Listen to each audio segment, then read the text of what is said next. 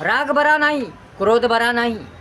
राग क्रोध म्हणजे भीकमा, राग म्हणजे भीकमा.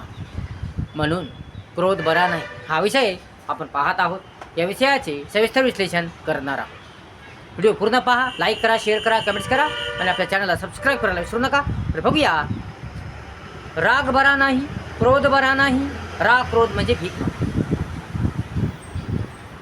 राग बरा नाही, क्रोध बरा नाही, तिरस्कार बरा नाही. राग क्रोधाने, रागाने, क्रोधाने, तिरस्काराने जीवन कंगालमय होते, नरकमय होते. राग क्रोधामुळे आपलं फार नुकसान होते. राग क्रोधामुळे आपली शान जाते, आपला मान जातो, आपला सन्मान जातो, आपला दर्जा घसरतो, आपली इज्जत जाते, आपली नाचक्की होते, आपला अपमान होतो, आपला बट्ट्याबळ होतो, गोंधळ होतो आणि आपल्याला संकट येतात, अडचणी येतात, समस्या येतात. म्हणून राग बरा नाही, क्रोध बरा नाही. राग क्रोधामुळे आपलं जीवन अस्ताव्यस्त होते, पूर्ण बिघडते, आरोग्य बिघडते. आपल्या शरीरावर, आपल्या मनावर विपरीत परिणाम होतो, आपल्या हृदयावर परिणाम होतो. राग क्रोधामुळे आपली तब्येत फार बिघडून जाते. राग क्रोधामुळे आपली असलेली शान, आपला असलेला मान, आपली असलेली इज्जत धुळीस मिळते, नाश होतो. राग क्रोधामुळे सत्यानाश होतो. या राग क्रोधामुळे संसाराचा सत्यानाश होतो, संसाराचा उधळा होतो, संसार बेचिराख होतो, संसार ओसाड होतो. म्हणून हा राग क्रोध बरा नाही. राग धरू नका, क्रोध धरू नका. कोणत्याही गोष्टीचा, कुठल्याही गोष्टीचा, कशाचाही राग धरू नका, क्रोध करू नका. एखादं तुम्हाला नुकसान झालं असेल, या फार मोठं नुकसान झालं असेल, या तुम्हाला त्रास दिला असेल, कोण या तुमचे कोणी पैसे बुडविले असतील, या तुमचं फार मोठं नुकसान झालं असेल, काही हो, राग धरू नका. कोणत्याही गोष्टीचा राग धरू नका. तसेच कुणाचाही राग कुणावर काढू नका. कुणाचा राग कुणावर काढू नका. समजा तुमचा घरचा राग, बाहेरचा राग एखाद्या वस्तूवर काढू नका. समजा तुम्हाला घरीचा राग आला असेल, या बाहेरचा कोणाचा राग आला असेल, घरगुती ताण असेल, बाहेरचा ताण असेल आणि फार भयानक राग आला असेल, घरच्या ताणतणामुळं, बाहेरच्या ताणतणामुळं, त्या एखादी गोष्ट घडल्यामुळं मला राग आला असेल, तर तो राग, तो क्रोध एखाद्या वस्तूवर काढू नका.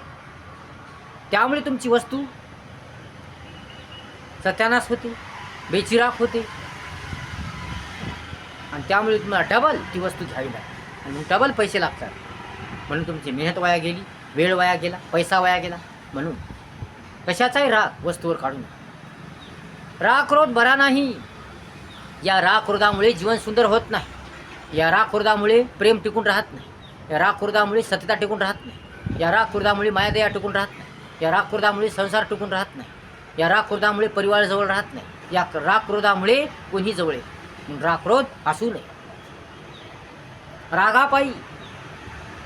रागापायी अनेक संसार उद्ध्वस्त झालेले आहेत. या रागापायी अनेक जणांचा सत्यानाश झालेला आहे.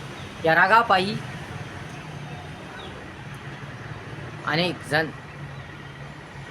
बेचिराग झालेले आहे. म्हणून राग असू नये. राग बरा नाही. कोणत्याही गोष्टीचा, कुठल्याही गोष्टीचा राग बरा. जेव्हा आपण रागात असतो तेव्हा आपल्याला काही कळत नाही. जेव्हा आपण एकदम क्रोधामध्ये, भयानक रागामध्ये असतो तेव्हा आपल्याला काही कळत नाही. आपण काय करतोय, कोणता सत्यानाश करतोय, याचे परिणाम काय होणार हे आपल्याला काही कळत नाही, काही समजत नाही. रागाच्या भरात माणूस एखादा मोबाईल फोडून टाकतो, या कोणाला मारहाण करतो, या काही नुकसान करतो, मोठं नुकसान करतो आणि त्यामुळे त्याचं जीवन कंगालमय बनतं, नरकमय बनतं. समजा एखाद्या व्यक्तीला घरचा खूप राग आला असेल, या त्याचं काम झालं नसेल, या घरी करकर लागली असेल, किरकिर लागली असेल, घरच्या मंडळीची किरकिर लागली असेल, करकर लागली असेल, या घरी स्वयंपाक बरोबर झालं नसेल, या एखादी गोष्ट मनासारखी झाली नसेल, तर त्याला राग येतो, फार भयानक राग येतो. तो धिंगाणा करतो, घरी धिंगाणा करतो, मारहाण करतो. याचा परिणाम फार भयानक होतो. त्याला रागाच्या भरात काही समजत नाही, त्यानं काय सत्यानाश केला, काय धिंगाणा केला, काय तमाशा केला, त्याला रागाच्या भरात काही समजत नाही. आणि मग नंतर त्याचा राग शांत झाल्यावर, त्याचं डोकं शांत झाल्यावर नंतर त्याला कळतं की अरे आपलं किती नुकसान झालं. मग त्याला अफाट नुकसान झालेलं दिसतं. मग त्याला पश्चाताप होतो, अरे आपण असं वागलं असतं बरं झालं असतं. मग नंतर पश्चाताप होऊन काय फायदा. म्हणून राग धरू नका, क्रोध धरू नका. कोणत्याही गोष्टीचा, कुठल्याही गोष्टीचा राग क्रोध करू नका. कारण राग क्रोधाने पट्ट्यावर होतो सत्यानाश. कुठल्याही गोष्टीचा, कोणत्याही गोष्टीचा राग धरू नका. राग बरा नाही, क्रोध बरा नाही.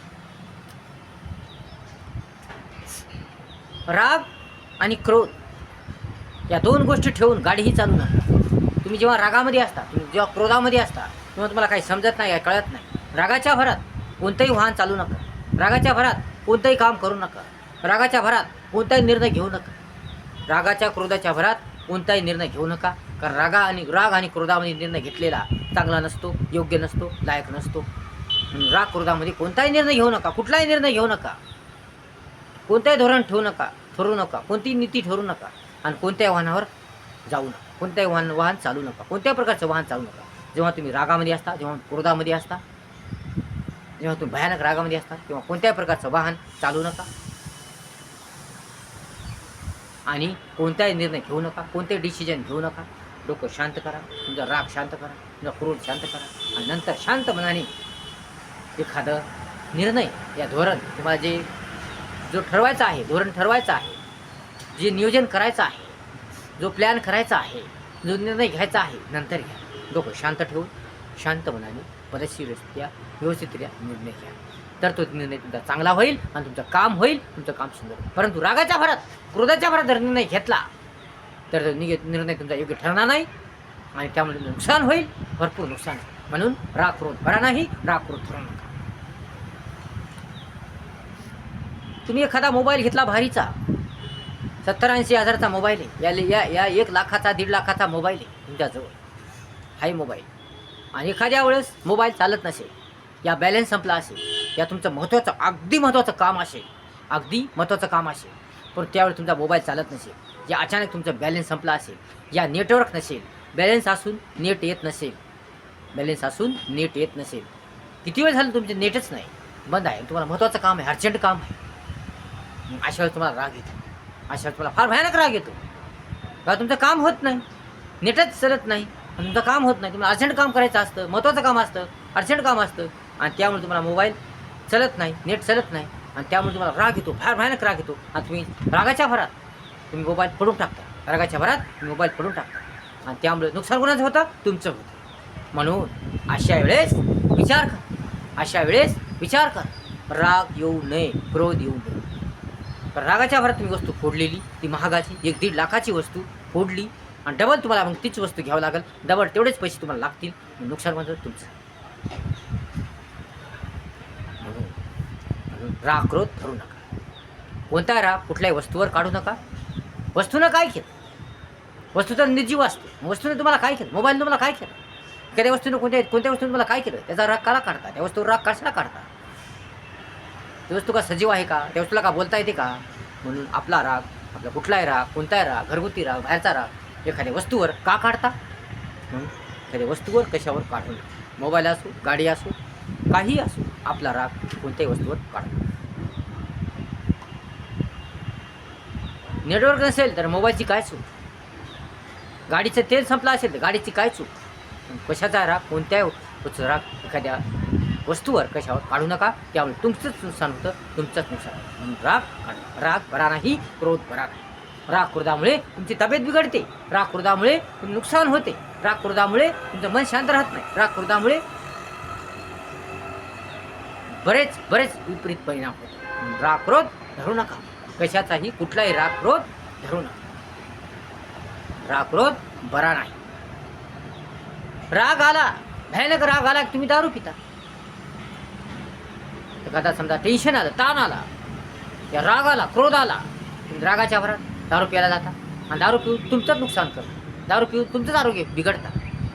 म्हणून राग आला, क्रोध आला तर शांत मनाने विचार करा, शांत ठेवा, डोकं शांत ठेवा, चांगला विचार करा, पद्धतशीर विचार करा, काय योग्य काय अयोग्य आहे याचा विचार करा, कोणतं चांगलं आहे काय चांगलं आहे याचा विचार करा आणि राग क्रोध तुमचा निघून जाईल. शांत मनाने विचार करा. तुम्हाला जर राग आला असेल, क्रोध आला असेल तर एखाद्या निवांत चांगल्या ठिकाणी जा. तुम्हाला जर क्रोध आला, फार भयानक क्रोध आला, फार मोठा राग आला, यात तुम्ही ताण तणावामध्ये आहात, तर अशा वेळेस एखाद्या निवांत ठिकाणी, ज्या ठिकाणी कोणी नाही अशा ठिकाणी जा आणि तिथं थोडा वेळ बसा, निसर्गाचा आनंद घ्या, चांगल्या निसर्गाचा आनंद घ्या. आणि अशा वेळेस ते गेल्यावर तुमचं सभोवतालचा निसर्ग पाहून, सभोवतालच्या हालचाली पाहून तुमचा राग शांत होईल, तुमचा क्रोध शांत होईल आणि तुमचा राग निघून जाईल. आणि त्यामुळे कोणत्या प्रकारचं नुकसान होणार नाही, कुठल्या प्रकारचं नुकसान होणार नाही, व्यक्तीचं व वस्तूचं या कुठल्याही प्रकारचं नुकसान होणार नाही आणि तुमचं जीवन अंधकारमय कंगालमय बनणार नाही. म्हणून राग आला असेल तर कंट्रोल करा, नियंत्रण ठेवा, स्वतःवर नियंत्रण ठेवा. म्हणून राग आला, भलता राग आला तर लगेच दारू प्यायला जाऊ नका, व्यसन करू नका. व्यसन काही कामात नसतं, व्यसनामुळे जीवन बेचिराग होतं.